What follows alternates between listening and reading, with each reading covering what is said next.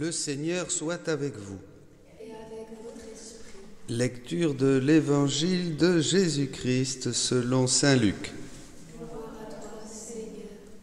En ce temps-là, tandis qu'il faisait route vers Jérusalem, Jésus traversait villes et villages en enseignant. Quelqu'un lui demanda : « Seigneur, n'y a-t-il que peu de gens qui soient sauvés ?» Jésus leur dit : « Efforcez-vous d'entrer par la porte étroite, car je vous le déclare, beaucoup chercheront à entrer et n'y parviendront pas. Lorsque le maître de maison se sera levé pour fermer la porte, si vous, du dehors, vous vous mettez à frapper la porte en disant : Seigneur, ouvre-nous, il vous répondra : je ne sais pas d'où vous êtes. Alors, vous vous mettrez à dire : nous avons mangé et bu en ta présence, et tu nous as enseigné sur nos places. Il vous répondra : je ne sais pas d'où vous êtes, éloignez-vous de moi, vous tous qui commettez l'injustice. Là, il y aura des pleurs et des grincements de dents.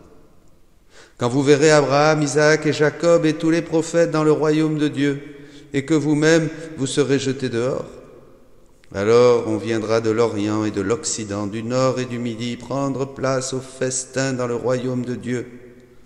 Oui, il y a des derniers qui seront premiers, et des premiers qui seront derniers. Acclamons la parole de Dieu. Louange à toi, Seigneur Jésus.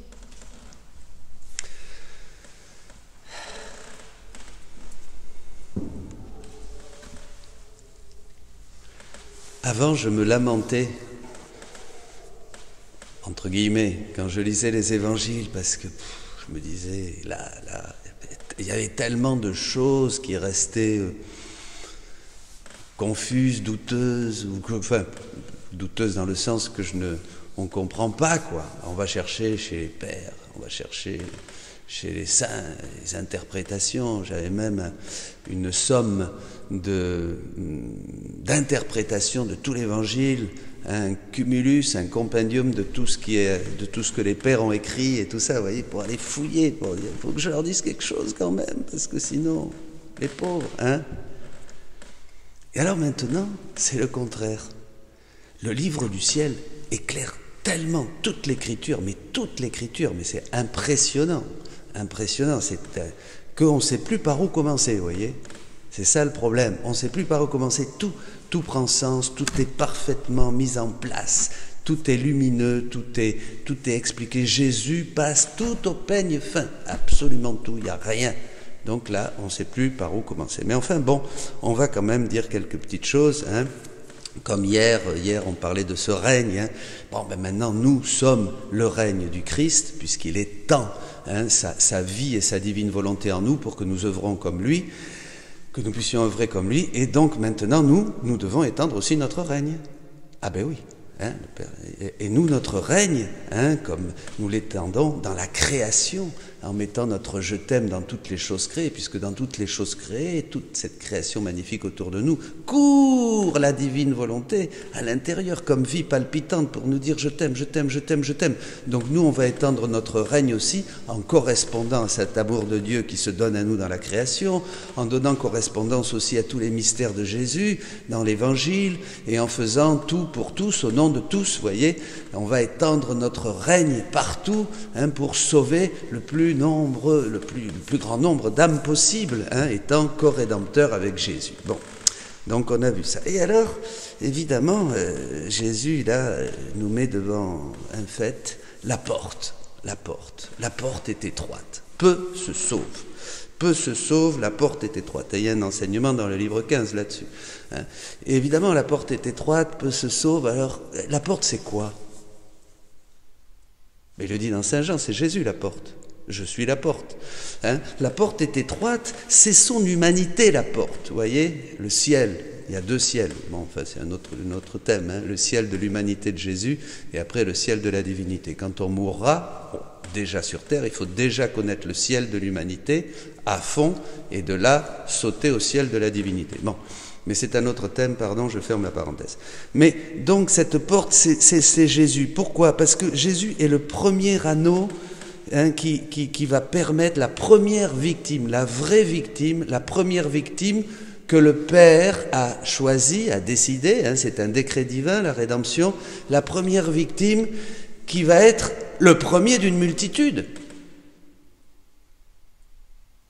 Ah ben, évidemment, aujourd'hui, le premier d'une multitude, si Jésus a été cette victime, c'est parce qu'il a crucifié complètement son humanité dans la divine volonté. Tout a été fait dans la divine volonté. Son humanité, comme la Vierge Marie, n'a pas eu même un soupir en dehors de la divine volonté. Il était au-dedans, et donc il a été la première et vraie victime. Et alors pourquoi ça? Pourquoi cette porte va devenir étroite aussi? Eh bien parce que Jésus, cette humanité, Jésus veut qu'elle se multiplie maintenant. Jésus fait jamais les choses comme une carte postale. Ah, c'est joli. Ben oui, c'est bien. Puis nous, on fait nos petites prières. Là, on est content. Non. Jésus fait les choses pour nous les donner. Tous les mystères de Jésus, toute sa passion est en acte continuellement pour se donner à nous. On la prend si on veut. Sinon, on peut faire nos choses. Mais là, on restera au dehors. Et quand le Maître va arriver, on va pleurer parce qu'on est en dehors. Il ne va pas nous reconnaître. Mais enfin bon, l'humanité de Jésus, donc, elle est là pour se multiplier en nous. C'est le catéchisme au numéro 525. Il veut vivre sa vie en nous, il veut répéter sa vie en nous, et nous, vivre notre vie dans la sienne, pour que ces états et ces mystères soient complètement consumés dans chacune de nos vies. C'est notre vie, c'est pour ça qu'on existe, c'est le sens de la vie sur la terre. Voilà, il n'y a pas d'autre raison d'exister. C'est pour ça que je vous disais au début qu'il fallait réparer pour toutes ces vies eucharistiques que Jésus donne pour aider tous nos frères et sœurs. Et nous sommes 3 à la messe. La première victime. Jésus veut que sa vie maintenant se multiplie en chacun de nous. Et ce qui est extraordinaire, c'est que grâce à cette divine volonté, il nous donne, on a un Jésus pour chacun de nous. Il y a un Jésus pour Sœur Marie-Benoît, il y a un Jésus pour Sœur Marie-Madeleine. Mais perso, attendez, Jésus ne fait pas dans la masse. C'est-à-dire, il n'y a pas Jésus pour tous, vous savez, comme on faisait, tout le monde, Jésus pour tous. Mais oui, non, mais c'est ça, c'est pour tous. Non, c'est un Jésus perso, personnel.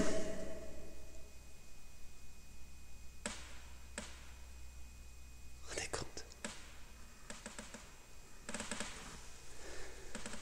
Alors, malheureusement, toutes ces choses, comme dit aussi le Seigneur, beaucoup... c'est pour ça que la porte est étroite, parce que beaucoup sont distraits, complètement distraits. Le monde est dans cette grande distraction. Les gens avancent et ils sont distraits. Alors, ils ne répondent pas à cet appel. Et c'est pour ça que Jésus ne peut pas les reconnaître. Ah, heureusement qu'il y a le purgatoire. Évidemment, le purgatoire.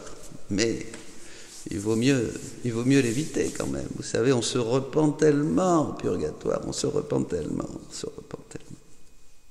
Mon Dieu, faites que nous fassions notre purgatoire sur la terre. Une seconde au purgatoire, je crois, dit le Padre Pio, équivaut à toutes les souffrances qu'on peut vivre sur terre. Quelque chose comme ça. Bon, enfin bref. Donc, je ferme la parenthèse. Seigneur, donc, je ne vous connais pas. Eh bien oui, pourquoi ? Parce que comme ils vivent de leur propre vie, comme ils n'ont pas crucifié leur volonté humaine, comme en fait ils n'ont pas voulu répéter la vie de Jésus, ils n'ont pas voulu être ces victimes d'amour pour le Seigneur, etc., eh bien, ils n'ont pas l'aliment. Jésus a faim, Jésus veut manger, mais il ne donne pas Jésus à Jésus. Vous comprenez ? Ils ne sont pas un aliment pour moi, dit Jésus. Donc ils ne peuvent pas entrer en moi. Ils ne peuvent pas me nourrir. Ils veulent me nourrir avec leurs choses, avec leur manière de voir, avec leur dévotion, avec leur... Tout ça, c'est bien. Mais non, mais c'est pas ça que je veux. Je veux que vous soyez comme moi. Je veux que, par office, votre office soit d'avoir crucifié totalement votre volonté humaine dans ma divine volonté pour que vous soyez vraiment, pour moi, une humanité de surcroît, comme dit Sainte Élisabeth de la Trinité, et que vous soyez totalement moi. Moi en vous, vous en moi, et nous dans le Père. Ils ne sont pas un aliment, donc ces gens restent dehors. Et voilà, c'est ça. Alors beaucoup ou peu, je termine avec ça, pour pas être long, beaucoup ou peu se sauvent. Alors là, on dirait que Jésus et Marie ne sont pas d'accord, hein, parce que la Vierge dit à Fatima que les âmes tombent dans le précipice comme des flocons. Vous vous rappelez? Et Jésus dit dans le livre du ciel que non, finalement, il y en a beaucoup qui vont se sauver quand même. Merci Seigneur. Là, il dit qu'il y en a peu. Hein. Donc, en fait, c'est extraordinaire. Jésus dit qu'aucune âme n'entre au purgatoire sans le sceau des heures de la passion. Aucune âme n'entre au purgatoire sans que les heures de la passion soient effectives pour elles, pour les sauver. Et ça pourquoi? Pour les derniers. Les derniers qui sont les premiers, cette conclusion de l'Évangile, ce sont les âmes qui vivent dans la divine volonté. Jésus a tout fait. Vous êtes les vrais tabernacles, vous êtes les vraies hosties vivantes, pas des hosties mortes, des hosties vivantes, dit-il. C'est pour vous que tout a été créé, c'est pour vous que je suis venu sauver le monde, c'est pour que vous fassiez mes œuvres, c'est pour que vous puissiez avec moi sauver ces âmes. Donc ce règne qui s'étend, dont nous parlions hier, Jésus nous le fait partager pour que nous puissions être ses co-rédempteurs, c'est-à-dire avec cette divine volonté mettant en œuvre, en activant sa passion, ma passion est inactive, vous la laissez inactive, en activant ma passion, nous allons chercher toutes ces âmes, et c'est là où beaucoup se sauvent. En fait, le rôle des enfants qui vivent dans la divine volonté dans les derniers temps est immense, puisque toutes les grâces passent par eux. Ils sont la sainteté des saints, la force des héros, les pieds des missionnaires, la bouche des prédicateurs, la force des martyrs. Toutes les grâces qui peuvent couler sur le monde passent par l'acte unique et éternel de Dieu, où nous vivons maintenant dans la divine volonté. Donc nous sommes médiateurs de toutes les grâces. C'est pour ça que ce rôle est très important aujourd'hui. Il ne faut pas être distrait et chercher nos petites choses. Il faut vraiment voir qu'il y a un grand appel de Dieu, répondre maintenant à cet appel de Dieu qui veut que tous nous vivions maintenant dans sa divine volonté. C'est très, très, très important ce que je vous dis là. Pas moi qui le dis en plus. Ben oui, les derniers seront les premiers. Donnons à Jésus beaucoup d'âmes. Beaucoup vont être sauvés si nous avons une grande responsabilité. Vous avez une grande responsabilité. Ne soyez pas distraits. Écoutez l'appel de Dieu. Vous savez reconnaître les signes des temps. Vous dites, ah ben là il va faire chaud, là il y a du vent. Un paysan, il n'y a pas 2 jours, me disait, bon ben là oui, on n'a jamais la température, ta. Reconnaissez le signe qui nous est donné aujourd'hui. Il y en a qui attendent pour venir de l'Orient et de l'Occident, des 4 points cardinaux, parce qu'ils veulent connaître la vérité, l'amour, le Christ, et ils veulent le suivre. Et vous, mettez-vous au travail.